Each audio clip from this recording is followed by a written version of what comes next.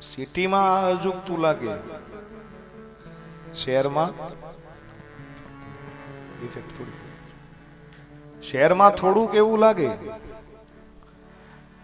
એને આ બધી દ્રશ્યો જોવા હોય તો એને નેશનલ જીઓગ્રાફી જોવું પડે, ડિસ્કવરી જોવું પડે. બાકી આપણે તો ગામડા ગામમાં રહેવા વાળા માણસો છે. હા, અને સાપ અને નોળિયો જે ઝઘડો કરે, આ દ્રશ્ય તમે જોયું હોય તો તમને ખબર હોય, સાપ જ્યારે વારંવાર નોળિયાને ડંખ આપે ને ત્યારે નોળિયો શું કરે, આજુબાજુમાં ક્યાંક નોળવેલ નામની વનસ્પતિ થતી હોય,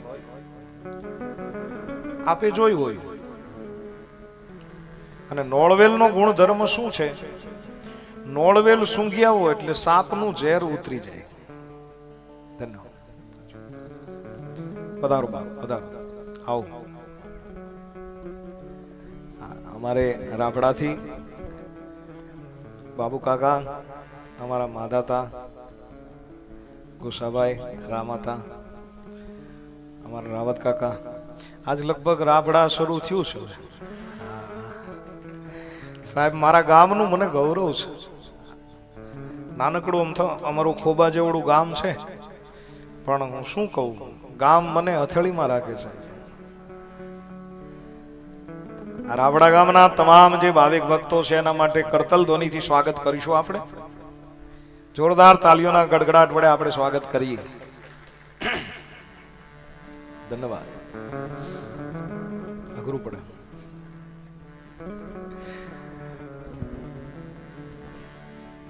તો સર્પ છે એ નોળિયાને વારંવાર જ્યારે ડંખ આપે, નોળિયાને જ્યારે ઝેર ચડે,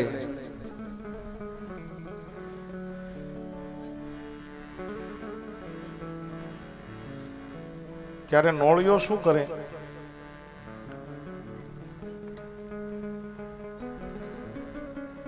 જે નોળવેલ નામની વનસ્પતિ છે એને સૂંઘી આવે.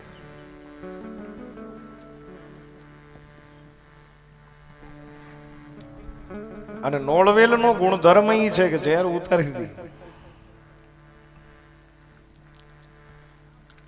વળી પાછો નોળિયો આવે, સાપની સાથે લડે, ઝઘડો કરે, એ જ સાપ વારંવાર પાછો ડંખ આપે.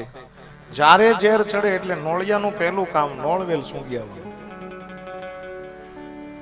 અને આ ઝઘડાની અંદર ખરેખર જો જીતતો હોય ને તો નોળિયો જીતી જાય, સાપ મરી જાય. કેમ કે ડંખ મારી મારી મારી મારી અને પોતાનું ઝેર હાવ પોતે નિસ્તેજ બની જાય. અને અંત એ આવે કે સર્પનું મૃત્યુ થાય, નોળિયો જીવતો રહી જાય. શું કામ?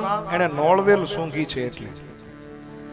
બસ મેરે ભાઈ બહેન, કહેવા માત્રનું આ દ્રષ્ટાંત છે, પણ સંસાર રૂપી સર્પ આપણે જીવ રૂપી નોળિયાને વારંવાર ડંખ આપે છે.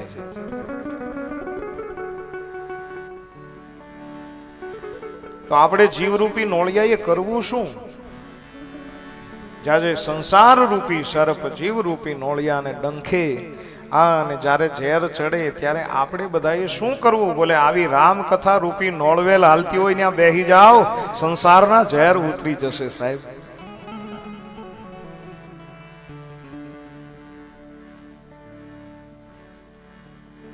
અને સંસારી માણસ, સંસારના ઝેર ઘણા બધાને ચડ્યા છે. બધાર મનીષભાઈ આવો. અને સંસારના ઝેર જેને જેને ચડ્યા છે, અને એ ઝેરને જો ઉતારવું હોય તો રાઘવેન્દ્ર સરકારની કથા સાંભળો, કૃષ્ણની કથા સાંભળો. શું કામ? રામ છે એ ઝેર ઉતારનાર છે, કૃષ્ણ છે એ ઝેર ઉતારનાર છે. માં મીરાએ જેથી ઝેર પીધું, રાણાએ જેથી ઝેર આપ્યું, કથાની તમને બધાને ખબર હોય. ત્યારે મીરાએ એ કટોરો પી ગયા, અને પી ગયાની સાથે પાછું એને કીધું કે રાણાજીને કયો હજી ઝેર મોકલે. શું કામ? ખરેખર ઈ ઝેર છે, પણ જ્યારે ઝેર પીધા પછી માં મીરાને અમૃતના ઓડકાર, અને ઈ જે કર્યો હોય ઈ કરનાર કોણ છે? ભગવાન કૃષ્ણ છે.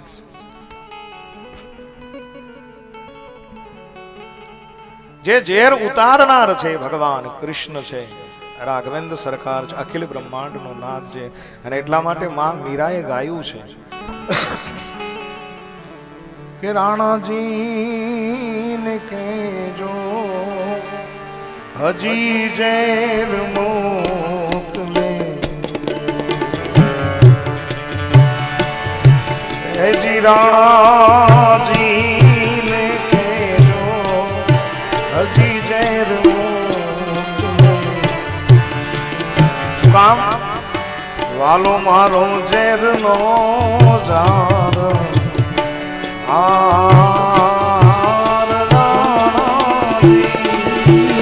કહેજો હજી ઝેર મોકલે, વાલો મારો સીનનો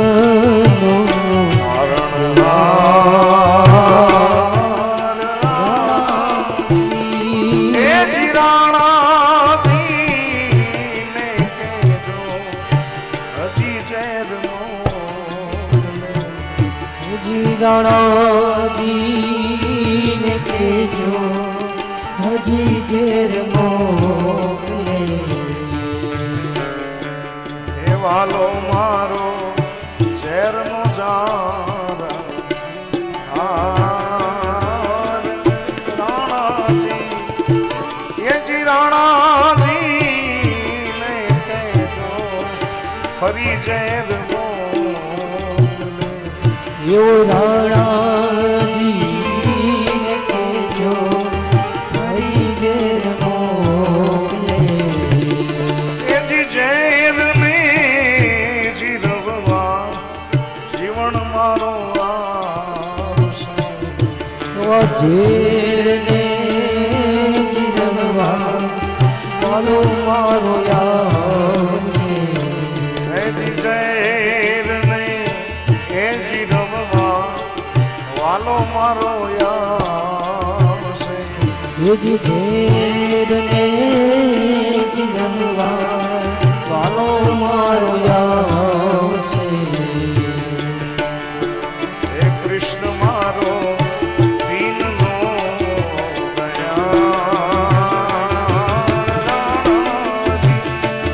હે જી રાણાજીને કહેજો હજી ઝેર મોકલે,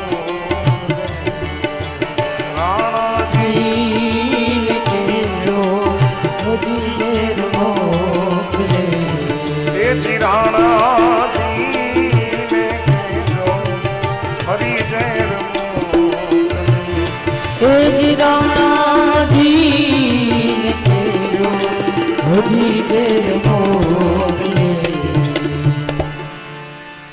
એ માં મીરાએ પીધેલું ઝેર એને પચાવનારો જો કોઈ હોય તો એ ભગવાન શ્રી કૃષ્ણ છે. એમ સંસારની અંદર જેને ઘણા ઘણાને ઝેર ચડ્યા છે.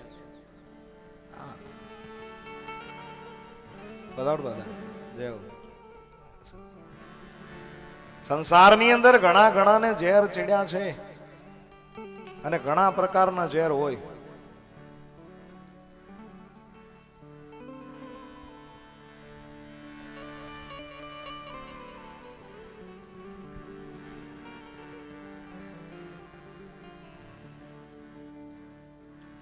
વીછીનું ઝેર હોય, નાગનું ઝેર હોય. આવા ઝેરી જીવડા કરડે એને તો પોગી શકાય, પણ ઘણા ઘણાને માણાહે કરડી ગયા સાહેબ.